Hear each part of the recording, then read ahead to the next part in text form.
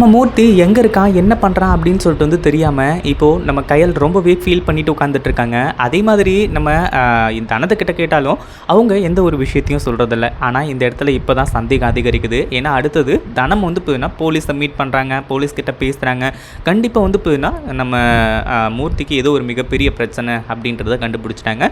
இப்போ என்னாச்சு அப்படின்னு பார்த்தீங்கன்னா மூர்த்தி டைரெக்டாக வீட்டுக்கு வந்து நிற்கிறாரு. ஆனால் ஒரு மிகப்பெரிய பிரச்சனையோடு வந்து நிற்கிறாரு. அது உண்மையிலேயே ஒரு அதிர்ச்சியான விஷயம் அப்படின்னு தான் சொல்லணும். அதாவது இப்போ வந்து இப்போனா நம்ம மூர்த்தி வந்து நிற்கும்போது, மூர்த்தி இவ்வளோ நாள் எங்கே போயிருந்தீங்க, என்ன நடந்துச்சு ஏது நடந்துச்சு அப்படின்னு சொல்லிட்டு கயல் கேட்கும்போது, கயல்கிட்ட வந்து இப்போனா எங்கிட்ட இப்போதைக்கு எதுவும் கேட்காத கயல், நான் வந்து இப்போனா எதுவும் சொல்கிற இதில் இல்லை அப்படி இப்படின்றமா வந்து சொல்லி கொஞ்சம் மலுப்புறது மட்டும் இல்லாமல் ஏதோ ஒரு மிகப்பெரிய பிரச்சனை இருக்காங்க அப்படின்னு சொல்லிட்டு கயலுக்கு நல்லாவே தெரிஞ்சு போச்சு. ஆனால் மூர்த்தி வந்து இப்போனா அந்த ஒரு விஷயத்த சொல்ல மாட்டேங்கிறாங்க. கண்டிப்பாக மூர்த்தியை காப்பாற்றுறதுக்கு எந்த எல்லைக்கும் நம்ம கயல் போவாங்க. இதை பற்றி நீங்கள் என்ன நினைக்கிறீங்க? அந்த வீடியோ பிடிச்சிருந்தா லைக் பண்ணுங்கள், ஷேர் பண்ணுங்கள். இப்போ தான் நம்ம சேனலுக்கு ஃபர்ஸ்ட் டைம் வரீங்க அப்படின்னா சப்ஸ்கிரைப் பண்ணிக்கோங்க.